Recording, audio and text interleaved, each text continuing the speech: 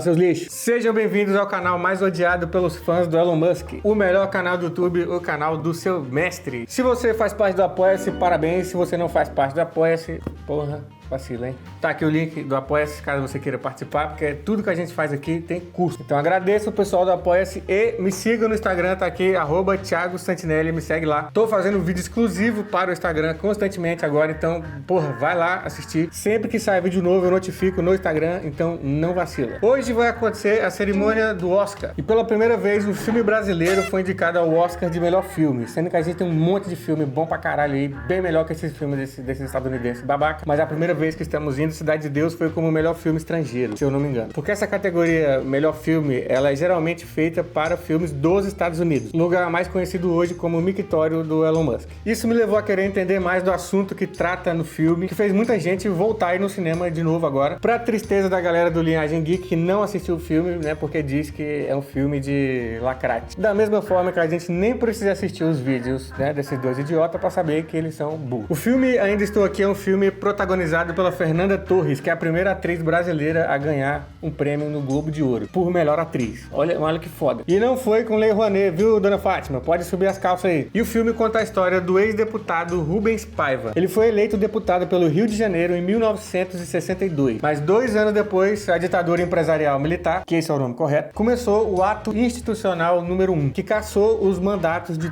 todo mundo. Ministro, deputado, senador, qualquer coisa que tivesse alguém de oposição ia ser cassado, ia ser perseguido, porque eram considerados oposição ao regime. E uma dessas pessoas foi o Rubens Paiva, que era do Partido Trabalhista Brasileiro, partido esse que foi extinto em 1965 pela ditadura militar. Porque, né, ninguém na ditadura queria trabalhador dando opinião. Que isso? Vocês querem ter o direito de falar? Que porra é? Pra quem não sabe o que foram esses atos institucionais, um jeito bom de explicar é tipo assim, é como se fossem umas leis que os militares inventavam do nada e valia na mesma hora e foda-se, sem passar por votação de porra nenhuma. Eles decidiram, é lei, pronto, obedeça, calado. E leis que sobrepunham a Constituição brasileira, inclusive. E uma das coisas que os atos institucionais fizeram foi acabar com a eleição para presidente no Brasil. Eleição direta, no caso. Meus amigos de Minas, meus patrícios, quero dizer-lhes que neste momento recebo confirmação da prisão em Pernambuco do governador Miguel Arras. As tropas do 2º Exército, sob o comando do general Cruel, já sitiaram o estado da Guanabara. E aí você deve estar se perguntando, Thiago, mas então quem decidiu os presidentes se não tinha votação? Sabe quem decidiu os presidentes? Os próprios militares, com o aval, é claro, dos Estados Unidos da América. A gente sabe, né, que essa dupla dinâmica aí, militar e Estados Unidos, né, só poderia trazer coisas legais e empolgantes para o nosso país, Brasil. E aí vai vir, eu sei que vai vir uns merda pra falar que eu tô exagerando, que eu tô acreditando em teoria da conspiração, que os Estados Unidos ajudou na ditadura daqui no Brasil, no regime militar. E eu tenho certeza que se você não pensa isso, alguém da tua família pensa. Então vamos entender primeiro como os Estados Unidos apoiaram o golpe aqui em 64. Bota na tela aí como os Estados Unidos apoiaram o golpe em 64. Aprenda, seu burrão. Numa operação chamada Brother Sun, né, que parece mais um nome de um grupo de broderagem da sauna, o governo de Lyndon B. Johnson, esse merda aqui, enviou armamento de guerra pra costa aqui no Brasil. Como, por exemplo, um desses aqui, ó. Um porta-avião ancorado aqui do nada. Mandaram vários desses aqui, ó. Navios com canhões e míssil antiaéreo. Também enviaram esses navios aqui, ó, com combustível pra abastecer quem? Os militares golpistas. Além disso, aviões de caça como esses aqui. Tudo isso aqui que eu mostrei, os Estados Unidos mandou pra cá, ancorado aqui no Brasil. E é óbvio que armas também foram enviadas, né? Óbvio, né? Os Estados Unidos não seria Estados Unidos se não estivesse por aí fornecendo arma pra derrubar governo na América Latina. A artilharia dos golpistas recebeu canhão, munição para arma leve e pesada e equipamento de comunicação avançada. Basicamente, os Estados Unidos fizeram o que o Bolsonaro tentou fazer no dia 8 de janeiro, com a diferença de que o Bolsonaro só conseguiu fornecer ônibus para a caravana geriátrica nazista dele. E laxante, né, para a dona Fátima, para nossa guerrilheira dar aquela cagadona no banheiro do Xandão. Além disso, vários militares daqui do Brasil foram formados na Escola das Américas, presta atenção nisso agora, que era uma escola criada pelo Departamento de Defesa dos Estados Unidos, lá no Panamá, chamar, para treinar ditadores que iriam controlar os países da América Latina. Olha essa porra, eles estavam dando treinamento para ditadores. Isso não é um negócio, teoria da conspiração, não, é um negócio aberto, todo mundo sabe. Joga na internet aí, no Google, você vai ver. Meu amigo, dá pra acreditar numa porra dessa? Tu ganhar bolsa de estudo para se formar em golpe militar com especialização em tortura. E mesmo assim, quando você vê eles falando, parece que nem isso eles estudaram, né? E pra quem tá em dúvida, eles até tentaram chamar o Bolsonaro para participar desse curso, mas infelizmente ele tá sem passaporte, né? O Xandão pegou pra tirar uma xerox aí recentemente. Até tinha uma opção de curso à distância para ditadores, mas o Bolsonaro não pôde participar porque ele não sabe usar o Google Meet, né? O capitão só sabe usar chamada de vídeo do Zap. Aí não deu. E mesmo assim, ele apareceu assim, envergonhado diante dos golpistas dos Estados Unidos. E tem também a questão que o curso de ditadores dos Estados Unidos, pelo que eu pesquisei, exige que os alunos saibam ler. Olha o tanto de barreira que estão colocando para o nosso capitão estudar, ter a formaçãozinha dele. E eu acho bom deixar ele entretido lá fazendo o cursinho de ditador dele, que ele não vai encher nosso saco. O Lula tem que dar um jeito nisso. Abrir um SISU pra esse curso aí de ditador. E pensando bem, o Lula podia pegar umas aulinhas, né, desse curso de ditador. Ele podia aprender a ser um pouco mais com esses arrombados aí, mas não. E eu acho que falta isso pra esquerda, sabia? Porque o povo é maluco. Você tem que entender isso. O povo, as pessoas, o ser humano é maluco. Então, assim, falta um salzinho no Lula de alguém que não vai deixar o poder nunca e de ficar falando, eu não vou sair não. A eleição já tá ganha. É eu, 2026, é Lula. Se não der eu, vai dar ruim essa porra aqui.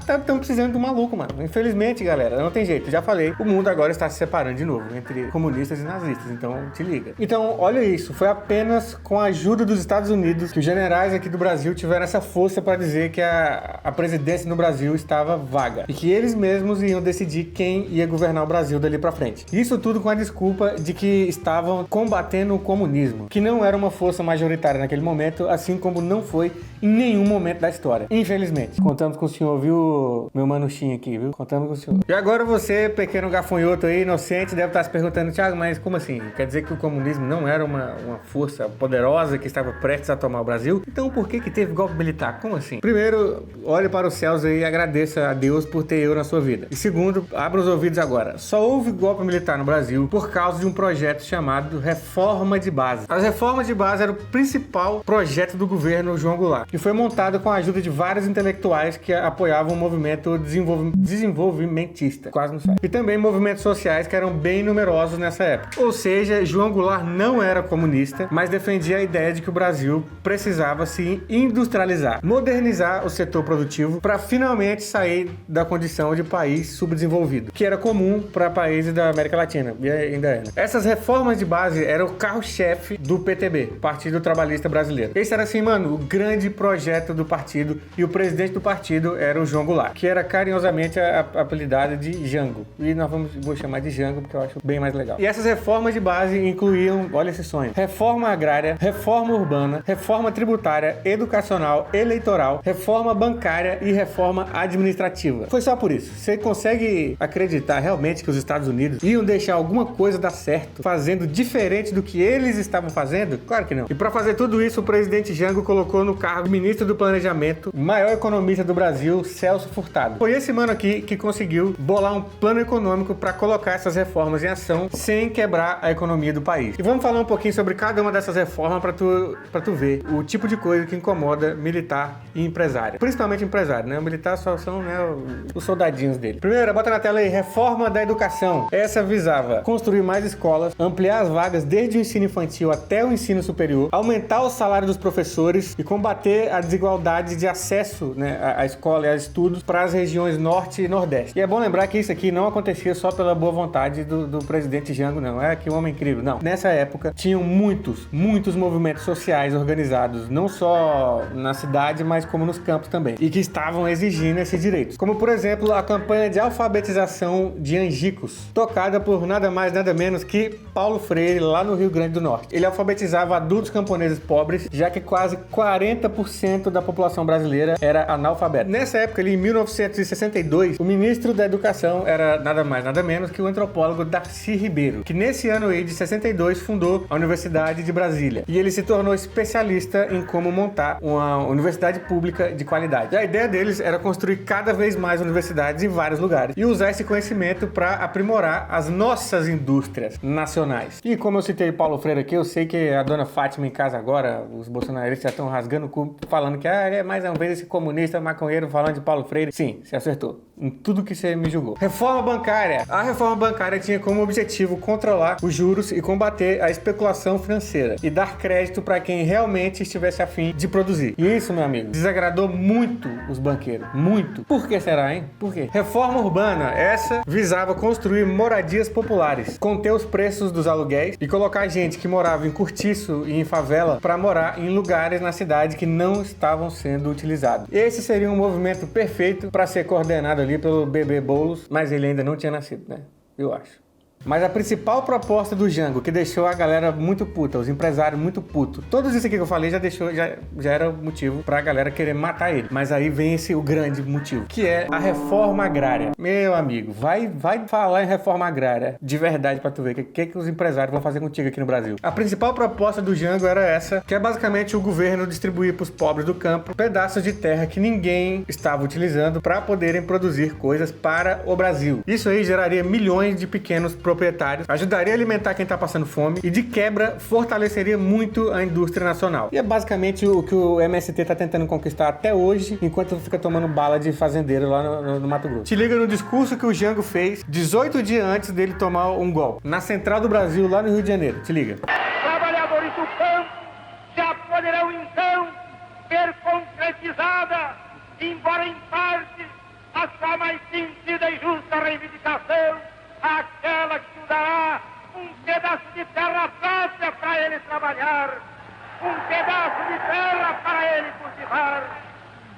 Aí então, o trabalhador e a sua família sofrida, irá trabalhar para ele, porque até que ele trabalha para os donos da terra que ele aluga, ou para os donos da terra que ele entrega sua produção.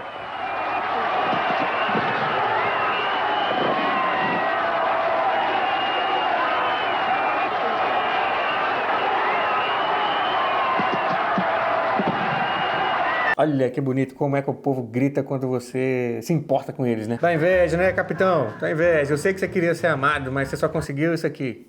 Quem nasceu para ser Bolsonaro nunca vai ser elegível. Outra reforma importante do projeto do Jango era a reforma tributária. Essa reforma talvez seja o segundo maior motivo para o golpe de 64, só perdendo para a reforma agrária, eu acho. Isso porque a reforma tributária mudaria completamente a forma do Brasil cobrar imposto, porque a ideia era finalmente cobrar mais impostos dos mais ricos pra caralho e menos imposto pros mais pobres. Ou seja, acompanha comigo, até aqui, dar terra pros trabalhadores e cobrar mais imposto dos ricos e menos imposto dos mais pobres. Olha que absurdo o que esses comunistas queriam fazer com a nação, hein? Porra, lembrando que o Jango nem era comunista. E dentro dessa política econômica defendida pelo Jango, também tinha a lei de remessa de lucros, que é uma das principais propostas feitas por ele. E essa lei da remessa de lucros era o presidente Jango enfrentando de verdade os interesses da burguesia entreguista e bilionária que tem aqui no Brasil. Olha que ousado esse maluco foi. Essa lei basicamente limitava o valor de lucro que você podia mandar pro exterior. Olha as ideias desse maluco, querer mexer com o empresário. A ideia era de que no máximo 10% dos lucros em território nacional pudessem ser mandados pro exterior. Só 10%. E o resto do lucro teria que ser utilizado aqui no Brasil para fortalecer a economia brasileira e para desenvolver as indústrias brasileiras. Essa lei foi regulamentada pelo presidente Jango em janeiro de 1964. Um patriota, né? Lindíssimo de ver isso aí. Pô, o cara pensando realmente no próprio país, em gerar mais empregos dentro do próprio país para os brasileiros. Lindo, né? Para os Estados Unidos, não. Imagina o que pensaram os gringos que ganhavam dinheiro aqui no Brasil, mamando nas tetas do Estado. Eles começaram a chorar mais do que o Paulo Cogos quando se machuca no micro-ondas. Além disso, uma das principais propostas defendidas pelo Celso Furtado era a reforma fiscal, que iria aumentar os impostos em cima das grandes empresas, grandes rendas e grandes propriedades rurais. Ia ter imposto em cima deles, porque não faz falta. Não faz falta. Ou seja, fazer o justo, cobrar de quem usa mais espaço e tem mais recurso, e usa mais recurso. E aí, meu amigo, eu não preciso nem falar pra você o que acontece quando alguém aqui do Brasil decide taxar rico de forma justa aqui nesse país. Você sabe o que acontece com quem decide taxar rico aqui no Brasil? Esse ministro Celso Furtado foi exilado por 15 anos aqui no Brasil. Vocês ficam cobrando o Haddad, às vezes eu fico pensando, será que a gente não tá cobrando muito o Haddad? Porque a gente esquece que ele tem que pensar nisso, né? Taxar o rico e tomar choque no mamilo, ou não taxar os ricos e ser cancelado pela galera de esquerda no Twitter. O que fazer? Não é qualquer homem que aguenta o que a Dilma passou, sendo torturada, tá? E foi exatamente isso que a ditadura militar fez com toda a ciência no Brasil nessa época. Simplesmente obrigou todos os nossos intelectuais a irem embora do Brasil nessa época. Paulo Freire, Darcy Ribeiro, Celso Furtado, todo mundo que tivesse alguma ligação ou contribuição para combater a desigualdade social no Brasil foi proibido de trabalhar. Foi mandado embora, foi exilado daqui. E esses nomes que eu falei, todos viraram referências mundiais e até hoje são respeitados mais lá fora do que aqui no Brasil. Mas voltando para 1961, quando o presidente Jânio Quadros renunciou, o João Goulart era o vice. E já em 61, a direita não queria deixar o João Goulart assumir porque ele tava com essas ideias aí de reforma de base aí, de olhar para pobre, de se preocupar com o trabalhador. E isso aí incomoda eles. Aí o Congresso falou o seguinte, ó, a gente só deixa o João Goulart assumir se ele assinar um decreto falando que agora o Brasil é um parlamentarismo. E quem manda nessa porra aqui agora é nós, Congresso, e não você, presidente, ok? Aí o João Goulart, nosso querido Jango, um excelente estrategista, foi e meteu o louco, foda-se. Ele assinou um bagulho e governou desse jeito que os parlamentares, o Congresso exigiu durante 62 inteiro. E em janeiro de 63, ele chamou um plebiscito em que a população brasileira iria votar para decidir se eles queriam parlamentarismo ou presidencialismo. Fez o certo, mano. Joga na mão do povo e foda-se. E no dia 6 de janeiro de 1963, a população brasileira foi em peso nas urnas e votaram no projeto do João Goulart. O povo foi lá, a maioria foi lá e votou a favor do projeto do João Goulart. Queremos presidencialismo e queremos os projetos do João Goulart. Foda-se vocês aí, parlamentar de merda. A população brasileira não só votou pelo presidencialismo, como aumentou muito a bancada do PTB, que era o partido de quem? Rubens Paiva, interpretado no filme pelo Selton Mello, nosso eterno Marcos Ruffo de O Mecanismo, que é tipo um House of Cards escrito pela Vera Magalhães. Eu fico pensando que essa série por Selton Mello deve ter, assim, pra você que não assistiu a série, saiba que essa série é para o Selton Mello o que o Tropa de Elite é para o Wagner Moura. Arrependimento. Então assim, mano, olha que foda. O povo brasileiro, em peso, escolheu as reformas de base. Esse era o nosso projeto. Esse tipo de projeto foi o que fez a China crescer. Era o projeto para tornar o Brasil uma grande potência mundial. E não só isso. Nessa época ali, o Jango ainda aumentou o salário mínimo em 100%, mano. Imagina isso, mano. Do nada, o presidente dobra o seu salário. Imagina como é que não ficaram, mano, os Nicolas Ferreira da época lá. Imagina. Meu Deus do céu, o que é isso? Desse jeito a economia vai quebrar, o país vai quebrar. Daqui a pouco vocês vão querer acabar com a escala 6x1. Que isso? Então não cai nesse papo de merda de que a população brasileira inteira apoiou o golpe militar, porque isso é mentira. O brasileiro pode ser conservador em muita coisa, mas em geral, nosso povo brasileiro é esperto, mano. A gente sabia que as reformas de base eram o melhor pra gente. A gente sabia. Mas aí a burguesia, os bilionários, grandes empresários, não permitiram que as reformas de base seguissem em frente. E o pior é que a gente não conseguiu implementar essas reformas até os dias de hoje. Até hoje não aconteceu reformas que iriam ajudar o país a crescer por causa de bilionário, por causa de burguesia e esses militares arrombados. Um monte de gente ainda mora na favela em Cortiço por falta de planejamento urbano. A gente ainda tem analfabetismo. Universidade pública ainda é de acesso pra gente que tem grana. O pobre paga todo o imposto sozinho porque a gente taxa, né, o consumo e não a riqueza, que era o correto. E ainda temos um monte de movimento social até hoje lutando por terra e tem que literalmente lutar por esse direito porque o governo não dá seguimento na reforma agrária. Até o Lula, que se elegeu com apoio do MST, tá numa lenga-lenga do caralho pra seguir com esse negócio. E aí a gente tem que chamar essa porra de ditadura empresarial militar, tem que botar o empresarial ali, onde a gente pode falar agora do apoio dos empresários. Esse é o ponto, que vai desaguar lá no Ainda Estou Aqui. Se liga. No dia 13 de dezembro de 1968, esse presidente arrombado aqui, Arthur da Costa e Silva, implementou o Ato Institucional número 5, mais conhecido como AI-5, a lei favorita do Bolsonaro. O AI-5 simplesmente transformou o presidente da República em Deus. Ele podia fechar o Congresso, a Assembleia Legislativa, o presidente podia revogar mandato de qualquer governador, prefeito, vereador, podia demitir qualquer funcionário público, foda-se. Se ele chegasse lá e falou, eu quero casar com a tua mãe, ele ia casar com a tua mãe. Podiam suspender os direitos políticos de qualquer pessoa, e o pior de tudo foi o fim do habeas corpus. Aí o bagulho começou a ficar feio de verdade. E não, habeas corpus não é uma magia do Harry Potter, ok? E pra você, lerdão, que até hoje não adquiriu conhecimento sobre o que é um habeas corpus, que não tem um parente que faz direito, você aí que nunca estudou pra concurso, ou você que nunca teve uma avó presa por cagar na gaveta de um ministro. Eu estou prestes a te deixar uma pessoa um pouquinho menos burra, mas só um pouquinho porque eu não faço milagre. Imagina comigo que um dia a polícia te prende do nada.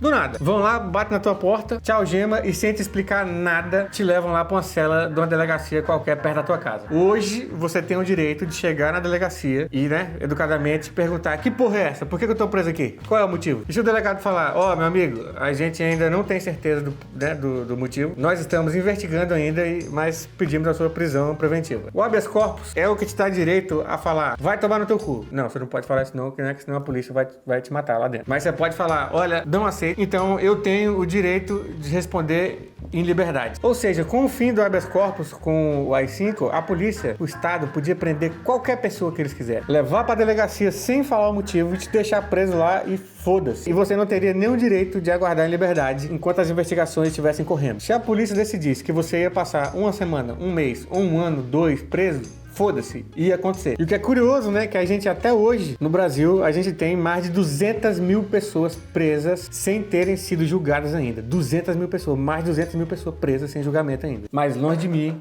dizer que a gente vive numa ditadura da burguesia, dos empresários bilionários nesse país. Longe de mim. No período ali de 68 até 75 foi o período onde houve mais repressão política e social na ditadura. Calma aí. Da ditadura empresarial militar, ok? E essa parte do apoio dos empresários ao regime militar é uma das coisas que eu acho que o Walter Salles não vai citar em algum filme dele. Porque esse é o tipo de coisa que você omite do seu filme quando você é herdeiro do Banco Itaú. Mas eu faço questão de citar os nomes e mostrar a fotinha dos empresários aqui. Antônio Hermínio de Moraes. Esse arrombado aqui foi presidente do grupo Votorantim. Ele ajudou a financiar o IPES, que é um instituto, olha essa porra, que é um instituto, meu Deus do céu, como as coisas não mudam, O objetivo desse instituto IPES era produzir propaganda anticomunista. Dá uma olhadinha aí.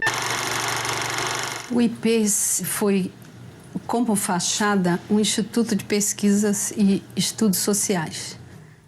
Foi criado em São Paulo, no Rio, em Porto Alegre. No Rio de Janeiro, a sede funcionava no edifício Avenida Central, na Avenida Rio Branco, no coração do Rio de Janeiro, no 28º andar. Na verdade, ele foi montado para ser o ovo da serpente do golpe militar. Assassinando milhares de cidadãos russos que se opunham à ditadura, esmagando os anseios de liberdade e autodeterminação dos povos satélites, o regime soviético cometeu crimes que estarreceram o mundo.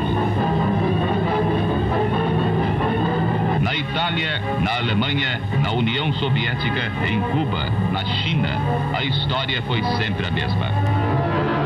Paulo Maluf, esse merda se formou pela USP e foi trabalhar na empresa do papai. E a construtora Maluf foi uma das empresas que cresceu pra caralho durante a ditadura militar. Roberto Marinho, bota a carinha dele aqui, ó. Roberto Marinho, dono da Rede Globo, a rede de televisão que só se tornou relevante durante a ditadura militar. Amador Aguiar. Olha a carinha dele aí, ó. Esse cara aqui foi fundador do Banco Bradesco. E ele foi um dos que financiou esse Instituto IPES pra falar que o Fidel Castro era igual o Hitler e o mesmo tipo de bobagem que a gente ouve até hoje, só que agora no zap da tua avó. E sabe quem mais estava envolvido no IPES para desestabilizar o governo João Goulart e fazer propaganda anticomunista? Sabe quem? Que ajudou ali, financiou ali, ajudou a deixar o governo João Goulart instável para poder os militares dar o golpe. Sabe quem ajudou? Rufem os tambores aí.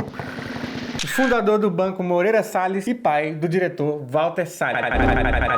Robert, agora na edição tu bota uma tela azul do Google com aquele barulho abrindo aquele monte de janela. Pera aí, Thiago, você está querendo me dizer então que o pai do Walter Salles, diretor do Ainda Estou Aqui, que denuncia a ditadura militar brasileira, apoiou o golpe militar brasileiro que o filho dele fez o filme agora? É isso? É, exatamente. Como ele era dono de banco, ele seria diretamente afetado pelas reformas do João Goulart. Reformas essas que iam cobrar mais impostos dos bancos e controlar a transferência de lucro para fora do Brasil. Olha esse trecho de um artigo da Universidade Estadual do Rio de Janeiro. Te liga, abre aspas. Importantes documentos produzidos pela Embaixada Norte-Americana no Brasil nos meses que antecederam a queda de Goulart revelaram que muitos empresários brasileiros repassavam ao embaixador dos Estados Unidos, Lincoln Gordon, um dos principais articuladores internacionais do golpe, informações e opiniões sobre o governo brasileiro. Entre estes empresários, de acordo com a documentação, estava o nome de Walter Moreira Salles. Então é importante lembrar disso, que esses e outros empresários brasileiros apoiaram o regime que apoiou o AI-5, que torturou e assassinou centenas de milhares de pessoas durante 20 anos aqui no Brasil. E isso, mano, foi praticamente ontem, tá ligado? Não tem tanto tempo assim, não. Alguns desses torturadores ainda estão vivos e todos foram perdoados. E os que morreram estão até hoje recebendo homenagem da família Bolsonaro. Esses empresários que apoiaram o golpe de 64, que gerou o AI-5, que gerou o sumiço e a morte do Rubens Paiva,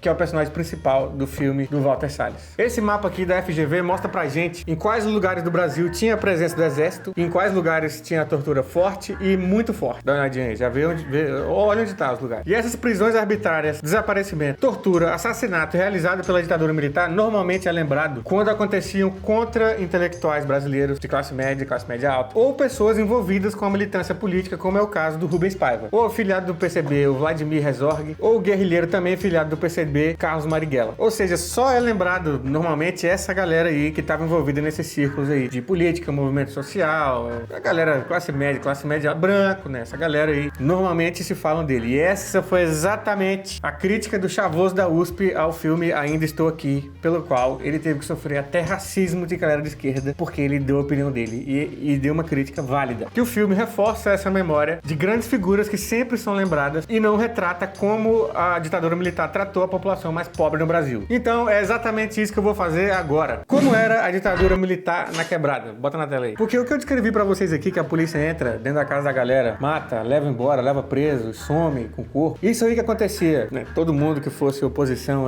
no Brasil, sendo classe média ou não, até hoje acontece na favela. Até hoje. É só abrir qualquer noticiário aí. A polícia entra na casa de galera da periferia, leva parentes, leva pai, mãe, foda-se, não dá satisfação nenhuma. Depois some com o corpo. Quando aparece com o corpo, a pessoa morta, eles vão enterrar, a polícia vai lá bater nas pessoas que estão lá chorando no funeral. Se você não tá acreditando no que eu tô falando, assiste meu vídeo, vai estar aqui em algum lado aqui o vídeo que eu fiz sobre a polícia militar brasileira. Vai dar uma olhadinha. Se a polícia já tava torturando, prendendo e matando gente famosa, imagina o que a polícia não estava fazendo com uma galera que morava em periferia, com a população normal. No ano seguinte do golpe militar de 64, surgiram os Esquadrões da Morte. É nesse contexto, por exemplo, que há um espaço para a criação do Esquadrão da Morte, um grupo de policiais cujo objetivo era tirar a vida de marginais fazendo o justiçamento paralelo. O divisor de águas que marca a adoção desse modus operandi ocorre após o falecimento do policial Milton Lecoq, um famoso tira da história do Rio de Janeiro. Após esse fato, a polícia passou a adotar método de caçar e tirar a vida sem levar para julgamento formal, na justiça. O grupo mais conhecido a fazer isso se formou após pegar um assaltante na Barra da Tijuca, no Rio de Janeiro, dar um monte de tiro no cara, queimar o cara de cigarro, espancá-lo e depois colocaram uma plaquinha pro cara segurar com uma caveira e embaixo da plaquinha estava escrito: "Eu era um ladrão de carros", e logo abaixo da placa as iniciais abreviadas EM. Quando a mídia viu aquilo e foi noticiar, deram o nome de Esquadrão da Morte. Então, o Esquadrão da Morte passou a se tratar de um método que era adotado por vários grupos de policiais. Dito isso, a partir daqui, vamos chamar o Esquadrão da Morte de Esquadrões da Morte. Para a mídia considerar que um justiçamento tinha ocorrido pelos esquadrões, tinha que obedecer alguns métodos.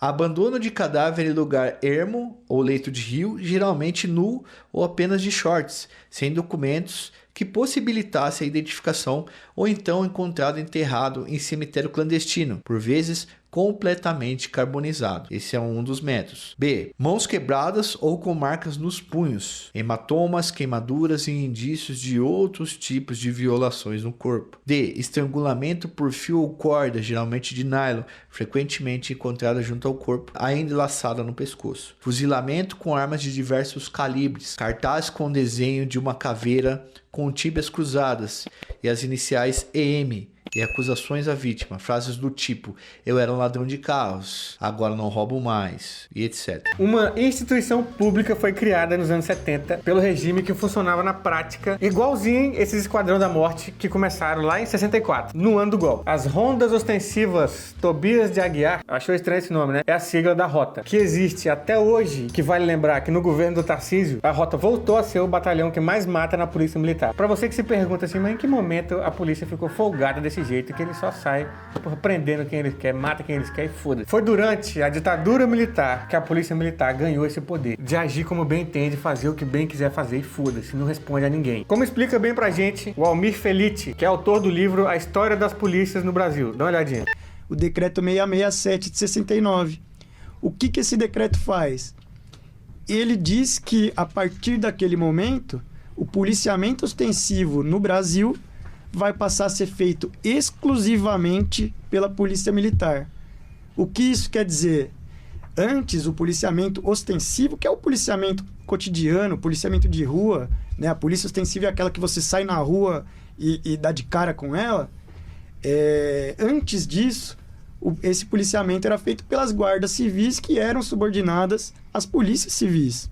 Era algo civil, não era algo muito longe do trabalho militar. Em 69, com essa mudança, muitas das guardas civis são extintas. Em São Paulo, por exemplo, a guarda civil ela é engolida pela PM, né? A instituição some e vira polícia militar. E a partir daí a polícia militar passa a ter, no cotidiano do brasileiro, um policial em cada esquina, um policial militar em cada esquina. O que então a ditadura fez? Ela não criou a polícia militar. Ela deu a exclusividade do policiamento ostensivo aos militares. Em outra palavra, ela transformou o cotidiano do brasileiro em algo militarizado. Foi na ditadura militar que se tornou comum a presença da polícia na favela, como se o habitat natural da polícia militar fosse a quebrada. Você que tem 2 neurônios na cabeça, eu imagino que você não seja idiota o suficiente de achar que a gente para o tráfico prendendo alguém que tá vendendo droga numa viela. Qualquer pessoa que tem 2 neurônios na cabeça sabe que o carregamento pesado de droga pousa, meu amigo, de avião. Chega de avião pousando em latifúndio de cantor sertanejo. A gente sabe disso, mas não acontece nada com eles. E pra você que cai nessa conversa de fiada aí de que a ditadura só prendia quem fazia coisa errada, sabe uma das coisas que o Esquadrão da Morte, que foi criado e começou as suas atividades lá em 64, no ano do golpe, sabe quais eram? Uma das atividades dessa galera, desse policial, matar mendigo. Matar morador de rua. Um caso que ficou muito conhecido no Brasil foi o da Vala de Perus. Dá uma olhada. A Vala de Perus foi uma vala clandestina, um buraco na terra, escavado durante a noite, numa colina gramada, sem nenhuma previsão, nem registro, nem planta, nem mapa do cemitério. Foi feito tudo de maneira clandestina, escondida, aberta em 1976, claro, pelos coveiros, funcionários do cemitério Dom Bosco, que é num bairro chamado Perus, em São Paulo, na zona noroeste, divisa com Caieiras e Cajamar, assim, no extremo da cidade, onde em 76 abriram esse buraco para jogaram lá mais de 1.000 ossadas humanas que tinham sido enterradas em valas comuns entre 71 e 75. Foi um momento que a gente falou assim, vamos sumir com esses corpos aqui.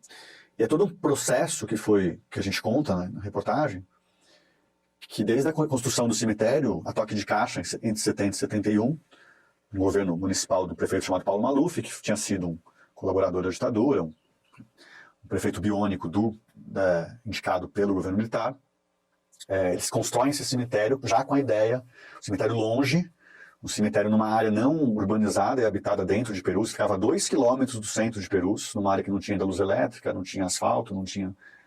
Vamos levar para lá o enterro, né, o sepultamento dos indigentes, dos desconhecidos e todas as vítimas de tortura que passassem pelo IML, com laudos falsos, etc., leva para lá. Por exemplo, a ditadura foi um momento em que as coisas aconteciam de forma mais respeitosa, havia ordem no país, ou que a ditadura só foi truculenta com quem mereceu, com quem causava. Então a gente precisa contar que não foi bem assim que as coisas aconteceram, né? Um dos temas que eu trabalho, que é a Vala de Perus, foram 1.049 ossadas encontradas lá. Ali tem, provavelmente, 20 dessas ossadas que eram de ativistas contra a ditadura militar, que eram, de fato, guerrilheiros, pessoas que tinham... Alguns pegaram em armas, né, contra a ditadura para resgatar a democracia. E as outras 1.029? Quem são? Que foram mortos e jogados numa vala clandestina. Eram pessoas comuns, periféricas, pessoas que foram mortas por uma polícia truculenta, que também tem origem em 1970, Polícia Militar de São Paulo, a Rota, outras polícias militares. E essa vala de perus só foi descoberta porque a Luísa Erundina, que lutou contra a ditadura e foi prefeita de São Paulo nos anos 90, mandou abrir o cemitério pra investigar direito o que tinha rolado lá. Senão, mano, a gente não ia ficar nem sabendo do que rolou. Igual deve ter um monte de coisa que rolou na ditadura que a gente nunca vai descobrir porque, né, foi bem escondido e mataram pessoas que sabiam. Olha essa foto do muro do cemitério Dom Bosco, dá uma olhada. Lê o que tá escrito aqui pra vocês, tá? Enquanto eu vou lendo, o texto tá aqui na imagem, mas se você não consegue enxergar, eu vou ler. Aqui os ditadores tentaram esconder os desaparecidos políticos, as vítimas da fome, da violência do Estado policial, dos esquadrões da morte e, sobretudo, os direitos dos cidadãos pobres da cidade de São Paulo. Fica registrado que os crimes contra a liberdade sempre serão descobertos. Além dos esquadrões da morte, uma das principais atividades ali da polícia, durante a ditadura, com o aval da ditadura, foram as remoções de favela. Olha essa porra. Os moradores da favela eram simplesmente expulsos das casas dele. Foda-se, vai chegar, mano, vocês vão embora daqui, vaza, foda-se, vai. Não tem onde morar. Mora na rua. Foda-se, mas vai embora daqui. Simplesmente expulsavam os moradores das casas deles. Em regiões que interessavam a quem? Ao mercado imobiliário, aos bilionários, empresário arrombado. O caso do Rio de Janeiro foi um dos que foram mais estudados até hoje. Eu vou mostrar um vídeo aqui que foi produzido por alunos da Universidade Federal Fluminense e fala um pouco melhor sobre essas remoções. Te liga. O golpe de 1964 se efetivou por meio dos militares, mas contou com o apoio de grandes empresários para que seus interesses fossem atendidos. Um dos principais grupos a serem beneficiados foi o setor de empresas ligadas à construção e ao mercado de imóveis, que possuíam enorme interesse em áreas nobres e centrais das grandes cidades. Não à toa, inúmeras favelas foram destruídas e moradores desalojados, dando lugar a moradias para as classes mais altas da sociedade. Felizmente, a favela carioca é algo que tende a desaparecer de nossa realidade. O exemplo do Rio de Janeiro é o mais notável. Em menos de 10 anos, as remoções forçadas na cidade atingiram mais de 140 mil pessoas e 80 favelas cariocas. Essas pessoas foram deslocadas para a periferia da cidade e do estado, distante do trabalho, da família e da vida que construíram. Um caso emblemático foi o da Cidade de Deus, que surgiu da remoção violenta de 63 favelas da zona sul do Rio, principalmente em torno do Leblon, Lagoa e Gávea, que hoje fazem parte da lista de bairros mais caros para se morar no mundo todo. Vale destacar o caso da favela da Praia do Pinto, cujas remoções começaram em março de 1969. 4 líderes da Federação de Associações de Favelas do Estado da Guanabara foram presos e um incêndio criminoso pôs fim à comunidade em maio do mesmo ano, destruindo todas as casas. Com o passar dos anos, grande parte da população do conjunto habitacional da Cidade de Deus não conseguia pagar as prestações das casas e sofreu um segundo despejo, dessa vez sem ter para onde ir. A região foi, aos poucos, completamente abandonada pelo poder público, sem fornecimento de água, energia, saneamento básico e transporte.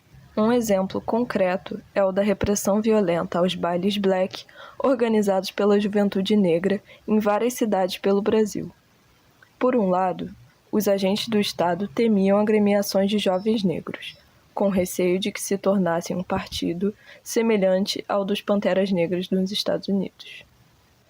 Por outro lado, somente a reunião dessa juventude em espaços de sociabilidade já era vista como uma ameaça, o que motivou monitoramento e prisão de inúmeros participantes dos clubes black. Não por acaso, durante a discussão para a Lei da Anistia, uma grande articulação política intitulada Movimento Negro Unificado lutou para que todas as violações contra pessoas negras durante a ditadura fossem julgadas como crimes políticos, pois a grande maioria das prisões se deu de forma arbitrária. O Movimento Negro Unificado tinha como base a combinação do discurso marxista com as pautas raciais do movimento negro, e foi oficialmente fundado em uma manifestação na frente do Teatro Municipal de São Paulo. O programa de ação do MNU possuía 16 pautas principais, que incluíam políticas de reparação, realização de uma ampla reforma agrária e direito de sindicalização dos trabalhadores. E por que, Thiago? Por que, Thiago? Tanta repressão assim contra os mais pobres? Por quê? Aqui vai uma aula de história que o seu professor de história nunca te deu. Bota na tela aí também. No começo da década de 60, foi o momento em que a classe trabalhadora brasileira mais esteve organizada na história. O Brasil estava se industrializando e muitos trabalhadores estavam indo para cidades. Eles se organizavam em sindicatos e esses sindicatos organizavam greves e conquistavam muitos direitos para os trabalhadores. Nas áreas rurais, movimentos como as ligas camponesas reivindicavam a distribuição de terras para que o país pudesse ser mais desenvolvido. Não só mais desenvolvido, mas mais produtivo e com a justiça social, principalmente no Nordeste. Fica a indicação aqui do documentário Cabra Marcado para Morrer, de 84, que conta como foi a perseguição aos camponeses nessa época. Os estudantes nessa época também eram organizados, né, com a UNE, e os estudantes eram apoiados por vários intelectuais e artistas, e isso fazia com que nossa classe trabalhadora tivesse muito mais força. Até mesmo a Igreja Católica estava aderindo ao discurso marxista com a teologia da libertação, como por exemplo o Dom Helder Câmara, o bispo que foi autor da frase clássica, que é aquela, bota na tela aí: quando dou comida aos pobres, sou chamado de santo. Quando pergunto por que eles são pobres, sou chamado de comunista. É dele essa frase. Eu sei que às vezes aparece aí como Caetano Veloso, Che Guevara, Fidel Castro, tal, mas Jesus, né? Mas é desse rapaz aí. E toda essa mobilização social e consciência de classe geral em muita gente preocupava muito a burguesia desse país, os ricos desse país, os empresários arrombados. Principalmente porque nessa época, em 1959, Fidel Castro e o Che Guevara enfiaram uma pica gigantesca no rabo da burguesia lá de Cuba. Cuba, que era utilizada de prostíbulo dos Estados Unidos, né? Dá uma olhadinha na história depois, você vai ver que literalmente era isso. Mas aí, junto com os trabalhadores, Fidel Castro e os amiguinhos dele, né, os rapazotes guerrilheiros, eles, junto com os trabalhadores, conseguiram instaurar a ditadura do proletariado em Cuba, a ditadura do trabalhador. A gente vive a ditadura agora no capitalismo, ditadura dos ricos e burgueses. E o que eles colocaram lá foi, não, quem manda agora, né, é o trabalhador, é o proletariado, foda-se. E nesse contexto de Guerra Fria, muitos países da América Latina entraram na área de influência ali dos Estados Unidos, que estavam, meu amigo, com cozinho na mão de outros países se cubanizarem. E quando a ditadura começou no Brasil, logo de cara, os militares aprovaram a lei que de uma vez já fudeu todos os trabalhadores de carteira assinada, de uma vez, todos, que foi a lei do arrocho salarial. Basicamente, os militares disseram assim, ó: olha, nós estamos aqui realmente com, né, muita inflação, então nós vamos congelar o salário de todo mundo e fiquem calados aí, se reclamar, vai pro pau de arara, tomar choque no mamilo. E por causa disso, o salário não acompanhou a inflação real até o final da ditadura. Então, sempre que o Bolsonaro, qualquer desses militares, desse general arrombado aí, vier defender a ditadura, falando de, mas e o milagre econômico na época da ditadura? Você não vai falar, não? Lembre-se que esse milagre econômico era apenas o Brasil crescendo o PIB sem aumentar os salários. E por causa disso, a desigualdade social bateu todos os recordes possíveis nessa época. O Brasil chegou a crescer 10% ao ano, mas ao mesmo tempo o poder de compra do brasileiro só caía. Cada mês mais, cada dia mais, cada ano mais. E com isso crescia o número de favelas e pessoas morando na rua. E o poder de compra do trabalhador foi jogado no lixo. Enquanto isso, as empresas que apoiaram a ditadura, como Volkswagen, Bradesco, Itaú, essas empresas enriqueceram muito nessa época. Enquanto o brasileiro se fudia, a desigualdade social aumentava, a repressão aumentava. Enquanto isso, esses bancos, esses arrombados, esses empresários lucrando pra caralho. E pra você, idiota iludido, que diz que empresário não age com maldade, dorme com essa aí, ó. A intitulada Operação Bandeirantes, criada em São Paulo e que se tornaria modelo para outros centros de tortura no país, contou com importantes recursos empresariais.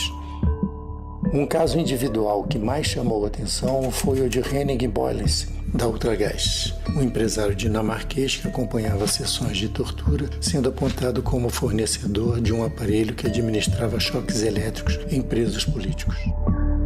E essa política de concentração de renda, onde o rico fica mais rico e o pobre fica mais pobre sempre, foi tocada pelo ministro da Fazenda, Delfim Neto, que hoje em dia está abraçado com o Olavo de Carvalho no colo do capeta, lá no Lago do Inferno, queimando aquele rabo branco dele até hoje. A parte ruim de ser ateu é essa, que eu não acredito em nada disso que eu falei aqui, mas espero que vocês que tenham fé acreditem. A Globo perdoa essa arrombada aí, mas eu não. Tomara que esteja queimando, abraçadinho com o capeta agora. Eu peço perdão ao capeta por utilizar você para abraçar esse rapaz paz, foi só uma piada. Ok? Sei que você não merece esse tipo de sofrimento. Pra concluir, a maneira como os militares tocaram a economia brasileira, assim, foi de uma forma tão inteligente, mas assim, inteligente igual a Carla Zambelli, tá ligado? Te liga. Olha o trecho da matéria do El País, abre aspas. A conta do crescimento desenfreado, baseada em um alto grau de endividamento, ficou para a redemocratização. Ao deixarem o poder, em 1984, a dívida dos militares representava 54% do PIB brasileiro. Metade, mais da metade do PIB brasileiro era dívida desse arrombado. Segundo o Banco Central, quase 4 vezes maior do que na época em que eles tomaram o poder, em 64, quando o valor da dívida era de 15,7% do PIB. Olha a diferença. A inflação, por sua vez, chegou a 223% em 85. 4 anos depois, o país ainda não tinha conseguido se recuperar e ostentava um índice de inflação de 1.782%. No jargão econômico, costuma-se dizer que os militares deixaram uma herança maldita no Brasil. E com esse vídeo, só quis trazer essas informações para deixar registrado o seguinte. A história da família Rubens e Eunice de Paiva, que é mostrada no filme Ainda Estou Aqui, óbvio que é uma história importante de ser conhecida. Porra, óbvio que a gente fica feliz pra caralho de ver um filme com essa temática ganhando o mundo por aí. Óbvio que é lindo ver, porra, o filme indo bem, a Fernanda Montenegro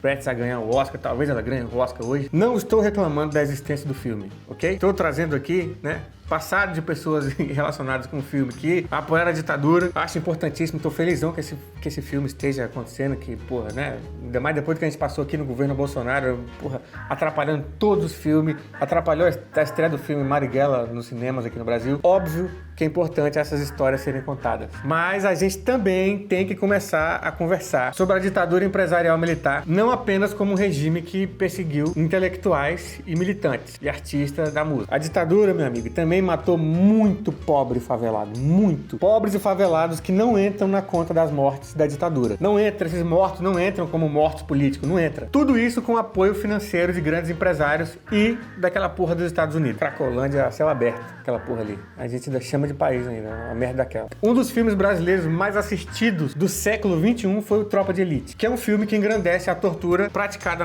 nas favelas pelo BOPE. Aquela porra daquele filme fez a gente torcer pelos policiais, pela tortura. Os policiais asfixiavam a galera com um saco de plástico, enfiava vassoura no rabo da galera, dava tapa na cara de estudante, falava mal de direitos humanos e a gente ficava, pô, é isso mesmo, pô, faca na caveira, bandido bom é bandido morto. Eu lembro, eu era crente da igreja nessa época, eu ficava, BOPE é foda, quero ser do BOPE pra eu bater em vagabundo e nesses bandidos. E meus amigos, tudo vagabundo, bandido. E eu lá também, inclusive, sendo vagabundo. Isso tudo é apenas herança da nossa ditadura empresarial militar. A gente sofre até hoje com a herança que esses arrombados deixou. E estão querendo voltar no poder de novo. Isso é só herança, essa ideia que a gente tem de entregar o controle das decisões na mão da polícia, ela não acaba com o crime. Pelo contrário, quanto mais a polícia bate no bandido, quanto mais a polícia é violenta com o bandido e com o inocente em periferia, mais os bandidos vão se organizar pra se vingar. E se você acha que eu tô exagerando, é o Thiago devaneando aí, achando que, ai meu Deus, o crime vai ficar se organizando só porque a polícia tá batendo mais. Só uma informaçãozinha pra você. Sabe o que deu origem ao PCC? Sabe o que foi?